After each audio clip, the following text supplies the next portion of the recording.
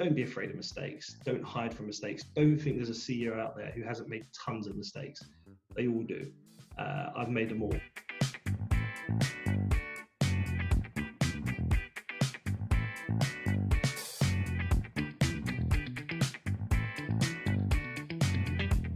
I'm Ben Gillam. I'm the founder and CEO of Thirdway, or Thirdway Group as we're now known. Thirdway Group is a number of companies. We work in commercial real estate offices, predominantly in London and the Southeast. We design offices with interior designers, with architects, with furniture consultants and workplace consultants. And then we go through and deliver those offices as well. So we have project managers, QSs in-house. We have techies in-house who build technology platforms to monitor those spaces and communicate with the people who use them.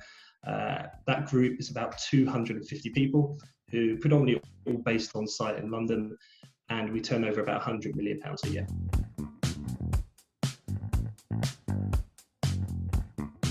I was born in Camberwell and I've lived near Camberwell all my life. Like I've stayed in London through school, through university and through my professional career.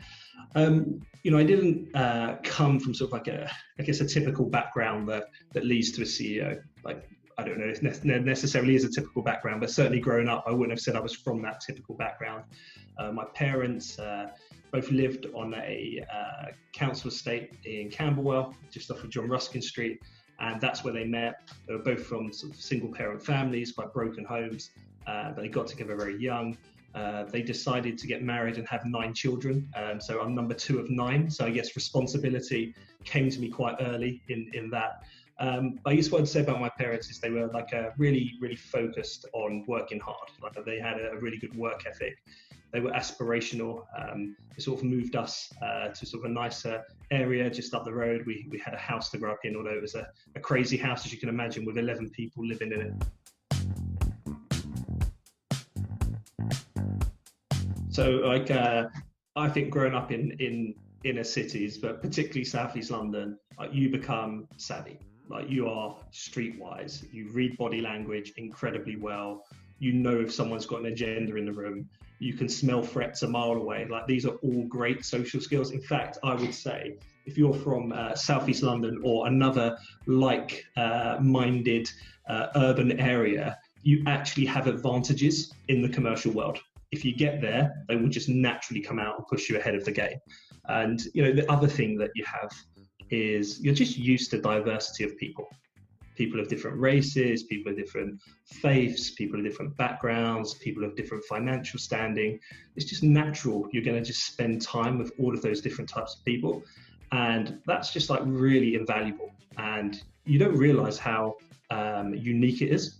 Like most people in the UK don't have that kind of mixture of people that they get to associate with. And again, as you go into the corporate world, the business world, the working world, whatever it is, those skills and those personality types that you can just read so well just really come into their own and actually are a huge advantage for progressing in your career.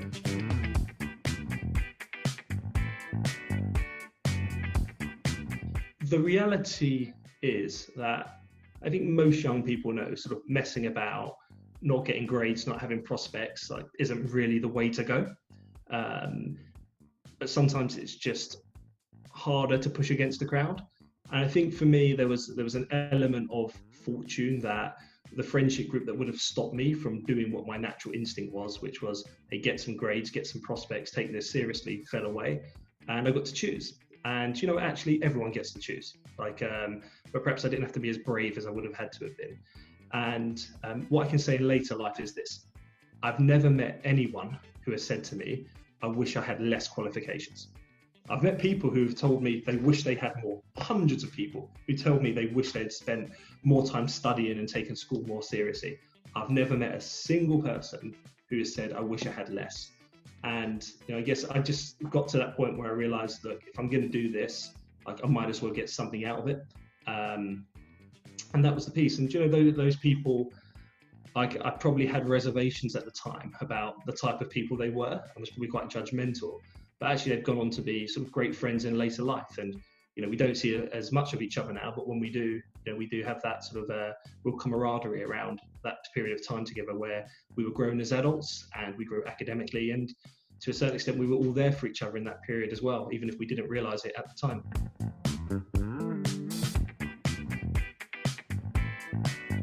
Unquestionably, and I can guarantee to everyone that goes on throughout life. Like, that doesn't stop when you're 16, 17, 18. Throughout life, like your friendship group constantly evolves, and some people drop away, new people come in, and what's really key is that you don't let people hold you back. Like, you don't let peer pressure or like people with low expectations like dictate what you're going to do with your life. And like, that's the best advice I could give anyone. It's like, if people have got low aspirations, low expectations, and they're holding you back, respectfully find a way to spend less time with them. It doesn't mean there aren't opportunities where you enjoy spending time with them, but push yourself forward, have more aspiration, because it really pays dividends later down the line.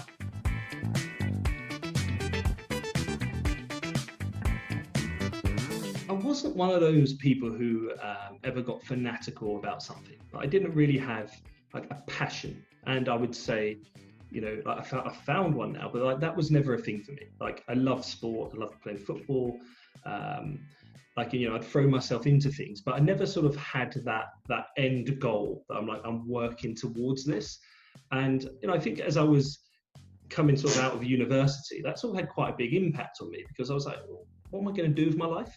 I wasn't worried that I was going to fall by the wayside per se, but equally, I didn't have sort of any target to sort of aim myself at, or couldn't see an avenue where my skill sets, I didn't even know what my skill sets were, like, would be recognized and would be valued and would materialize into progression. And I like, looking back, for me, that was probably the biggest kind of challenge I had.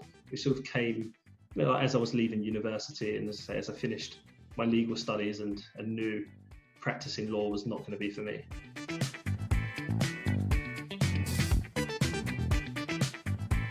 If you want to ask me that specific question, because I've always said to people, and but I found there's two types of people when it comes to passion. Yeah. There's people who work for their passion, and there's people who are passionate about their work.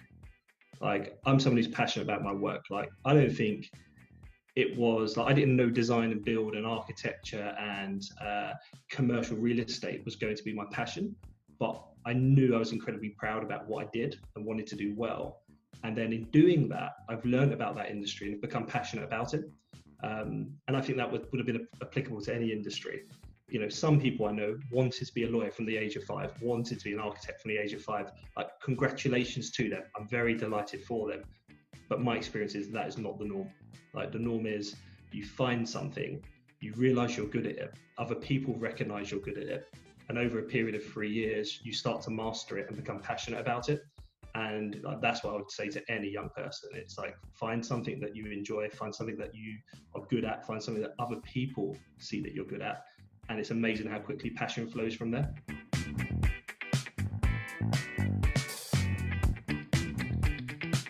It's a good question. I love what I do.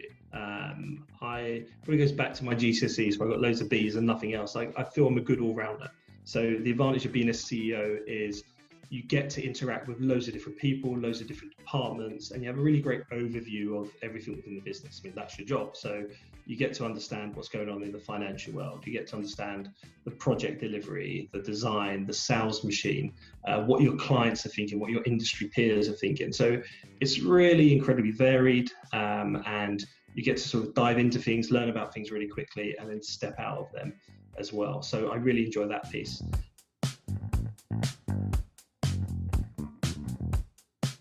CEOs make mistakes all the time. Honestly, people in the 10 years I've run a business, I've done the SME journey, 0 people to 250 people, £0 to £100 million. It's like the whole small, medium enterprise journey. I've made every single mistake along the way. And if I'd ever sort of drop my resilience and let them, those mistakes compound, I would have fallen over a long time ago. Don't be afraid of mistakes. Don't hide from mistakes. Don't think there's a CEO out there who hasn't made tons of mistakes. They all do. I've made them all. Like, have resilience when you make that mistake, learn from it, communicate, ask for support, and like you'll get through it. I would just say, like, for me, like, it wasn't a given that I was going to be a business owner and a CEO. No way. It was not a given, from my background, from my schooling, from my education, all those things. But actually, what was a given was I applied myself in the right way, and I took the right approach to work, and I immersed myself in what I did. And like, they're the things that pushed me through, and they're the things I'd encourage everyone to look to do.